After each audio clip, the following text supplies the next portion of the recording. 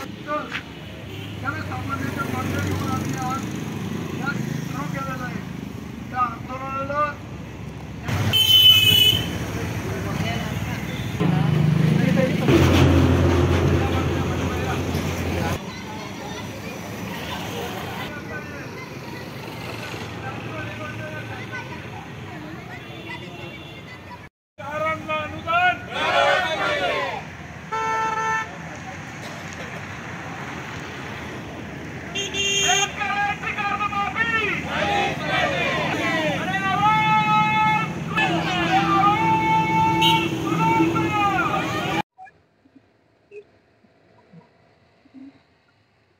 तालुक्यातील शेतकरी बांधवांसाठी पीएम किसान कृषी सन्मान योजनेचे पैसे गेल्या अनेक दिवसापासून 7-8 महिने झाले त्यांनी नवीन अर्ज केलेले, परंतु कृषी विभाग आणि तहसील या दोघांच्या दोन्ही विभागाच्या माध्यमातून याकडे लक्ष न दिल्या गेल्यामुळे भोकरदन तालुक्यातील 3124 शेतकरी व जाफराबाद तालुक्यातील साधारणतः 3000 शेतकरी असे 6000 शेतकरी या विधानसभा मतदारसंघातले वंचित राहिलेले, त्यांच्याकडे कोणी लक्ष देण्यास तयार नाही.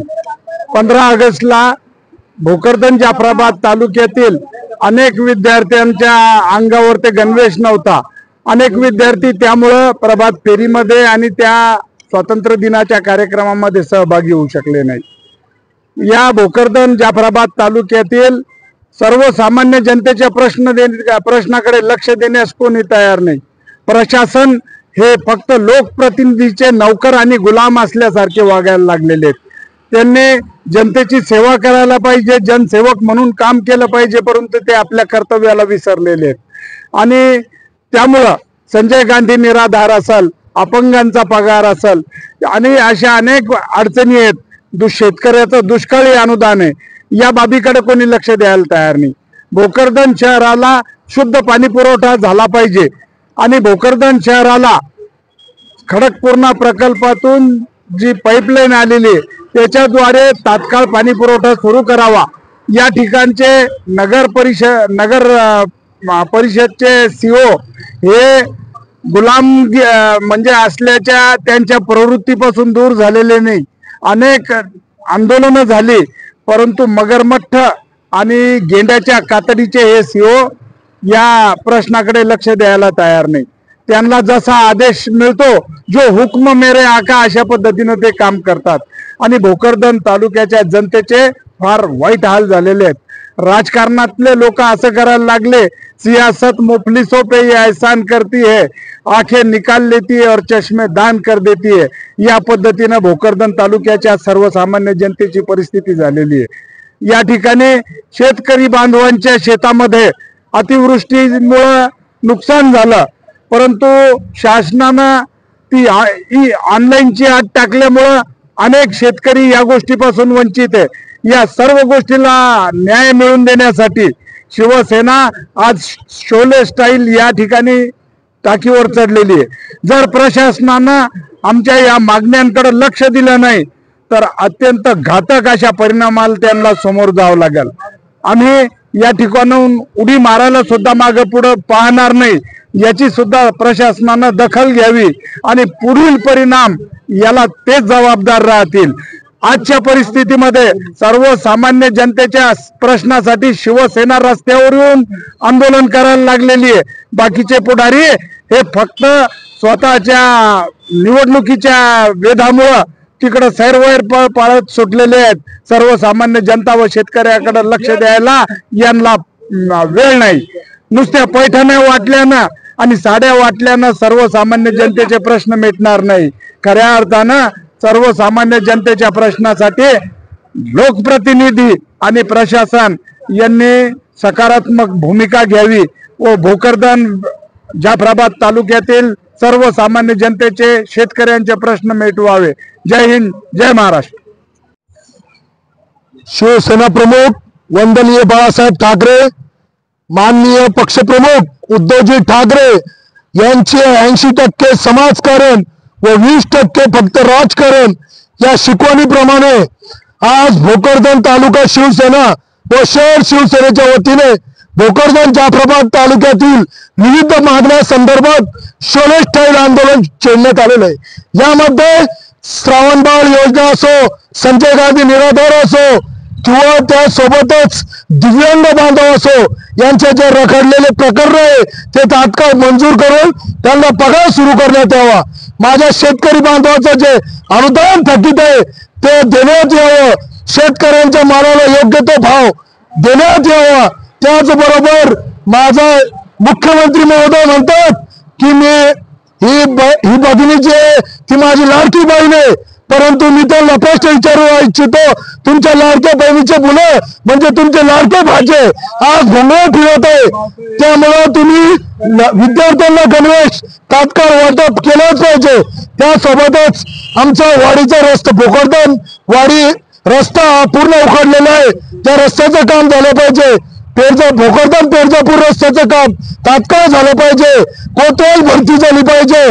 यासोबत भोकरदन शहराला स्वच्छ पाणी पुरवठा व नियमित पाणी पुरवठा करण्यात आला पाहिजे। या विविध मागण्यासाठी आज उद्धव बाळासाहेब ठाकरे शिवसेनेच्या वतीनं शोले स्टाईल आंदोलन सुरू करण्यात आलेलं आहे। जोपर्यंत जनतेच्या हक्काच्या या मागण्या मान्य होत नाही तोपर्यंत आम्ही या आंदोलनातून माघार घेणार नाही। जय हिंद, जय महाराष्ट्र। आज या ठिकाणी शिवसेना उद्धव बाळासाहेब ठाकरे पक्षाच्या वतीने शोले स्टाईल आंदोलन चालू आहे। या आंदोलनाच्या प्रमुख मागण्या त्यामध्ये शेतकऱ्यांना अनुदान मिळणे, त्याचबरोबर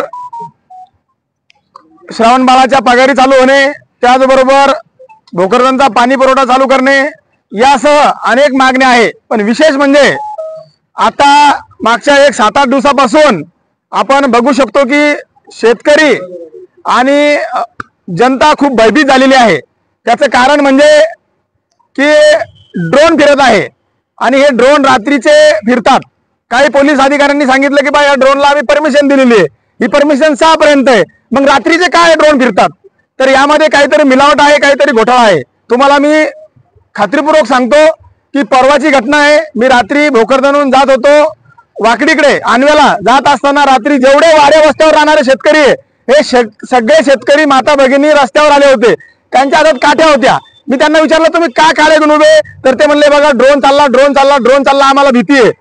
काय भीती आहे? तर आमच्याकडे चोऱ्या वाढलेल्या आहे, आमचे बैल चोरी जात आहे, आमच्या गाई चोरी जात आहे, आमच्या बकऱ्या चोरी जात आहे, काही घरात तर सोने दागिने चोरले। मग या शेतात राहणाऱ्या माय मावल्यांना भयानक भीती आहे, गावात सुद्धा भीती आहे। रात्रीच्या 10-10 वाजेपर्यंत 11-11 वाजेपर्यंत आम्हाला फोन येतात आणि ते विचारतात आम्हाला सांगितलेलं नाही हे ड्रोन कशाचे आणि कशाबद्दल लोकांना त्रास होतोय आणि या चोऱ्या कशामुळे वाढलेल्या आहेत, या चोऱ्यांना कसं थांबवता येईल। कुठेही पोलीस प्रशासन याकडे लक्ष देत नाहीये। त्यामुळे आज या ठिकाणी आंदोलन करण्यात येत आहे आणि जोपर्यंत पोलीस आम्हाला या गोष्टी सविस्तर सांगत नाही, या ठिकाणी डीएसपी साहेब असेल, या ठिकाणी एपीआय साहेब असेल किंवा एसडीएम साहेब तहसीलदार असेल, यांनी आमच्या मागण्या मान्य करून आम्हाला या ड्रोन आणि चोऱ्या कुठेतरी थांबल्या पाहिजे। हे जोपर्यंत थांबत नाही तोपर्यंत आम्ही आंदोलन थांबवणार नाही। जय भवानी, उद्धव साहेब तुम आगे बढ़ो, हम तुम्हारे साथ हैं। आज या ठिकाणी प्रशासनाला जाग आणण्यासाठी, कारण यापूर्वी अनेक वर्षापासून संजय गांधी निराधार योजनेअंतर्गत वंचित असलेले लाभार्थी